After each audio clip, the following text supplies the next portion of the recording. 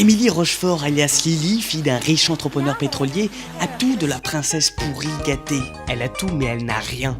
Elle est seule.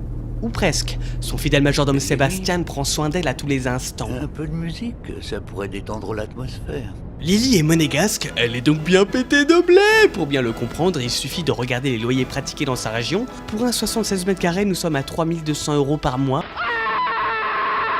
On peut se dire, c'est pas grave, on va prendre plus petit. Pour un 30 mètres carrés, le loyer est à 1800 €.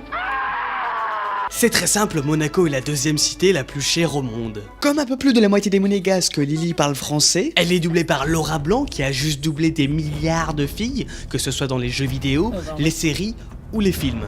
On retiendra sa plus grande performance à ce jour, celle où elle double Shannon Elizabeth dans Scary Movie. Regarde-moi, j'ai perdu la tête. Lily est une adepte de la mode Lolita. Cette mode provient de Harajuku, quartier réputé de Tokyo. Là-bas, le week-end, les jeunes ne sont plus obligés de porter leurs uniformes scolaires, alors ils pètent littéralement un câble pour s'habiller en princesse ou en personnage de leur manga préféré. Parmi elles, il y a les Lolitas, avec souvent pour déesse Alice au pays des merveilles. Lily possède elle-même dans sa garde-robe un costume d'elle. Les Lolitas reprennent les codes de l'Angleterre du 19e siècle, c'est-à-dire l'ère victorienne. Certaines le font, mais en plus sexy. Comme Lily en fait, avec des robes plus courtes, vraiment très courtes. Lily ne peut finalement plus asséner un coup de pied sans exposer ses sécrétions vaginales. Un jour, Lily se fit kidnapper par des ravisseurs visant à en obtenir une rançon colossale. On veut seulement te kidnapper. Le père de Lily s'apprêtait à payer lorsque quelque chose d'inattendu se passa. Lily terrassa elle-même ses kidnappeurs et put ainsi s'échapper. Ce fut pour Lily le début d'une passion pour le combat, elle se découvrit des vrais atouts. Elle semble utiliser des figures acrobatiques de gymnastique pour en faire des attaques dévastatrices. Par exemple, elle se sert de la roue sans les mains pour donner 2 coups de pied. Elle en fait aussi une variante où le second coup de pied arrive un peu plus tard au cas où l'adversaire se protège du premier. Enfin, elle peut aussi conclure l'attaque par un ATR, un appui tendu renversé. Cet ATR peut lui-même être suivi d'un coup de pied. Toujours dans le genre acrobatie, elle s'élance comme les artistes gymnastes, ce qui la fait atterrir dos à l'adversaire. Mais même comme ça, Lily reste dangereuse. Elle a à son actif de nombreuses possibilités, dont ce magnifique salto arrière vrillé digne des plus grands. Lily nomme quelques-unes de ses attaques par des noms de fleurs pour adoucir le fait qu'elle met littéralement des tartes dans la gueule. Son prénom Lily provient lui-même de la racine latine, le lys, symbole de la famille royale française. Ces techniques pratiquées se nomment héliotrope, dendrobium, orchid ring, alstroemeria, sunflower lance, soit tournesol, rose pic, et enfin rafflesia. C'est trop kawaii! Lily aime bien aussi imiter les petites bébêtes comme le pan. Voici la valse du pan et le swing du pan. Et là vous allez me dire, mais quel est le rapport avec le pan? c'est à ce moment précis que Lily esquisse la silhouette de l'oiseau. On pourrait y rajouter le son du pan pour renforcer l'imitation. Toujours dans les petits animaux, voici la technique du lapin fougueux. Lily sautille tel un lapinou et en profite pour faire une balayette ou asséner à son adversaire son attaque préférée, le pushing tour. Lily exécute cette technique dans différents contextes et notamment sa version imparable qui demande un petit laps de temps avant d'être exécutée. Il faut vraiment que l'autre ait envie de se le prendre. Je veux que tu me frappes aussi fort que tu peux. Notons pour conclure que ces chops sont toujours exécutés avec le soin de faire craquer les os,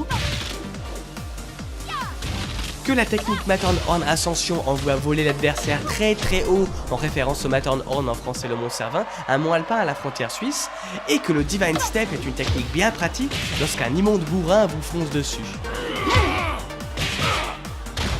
Sachant que son père n'aime pas la violence, Lily prétexta partir en vacances en jet privé pour en fait aller tester ses capacités dans des tournois à travers le monde.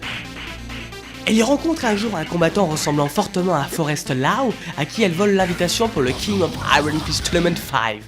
C'est une double opportunité pour Lily, exercer son sport favori et en même temps mettre un terme à la Mishima Zaibatsu qui cause nombre de problèmes à son père. Mais elle n'en fera rien là-bas, elle y rencontre Asuka Kazama contre qui elle perd. C'est à ce moment que son père apprend qu'elle a participé au tournoi. Il la punit et la prive de sortie.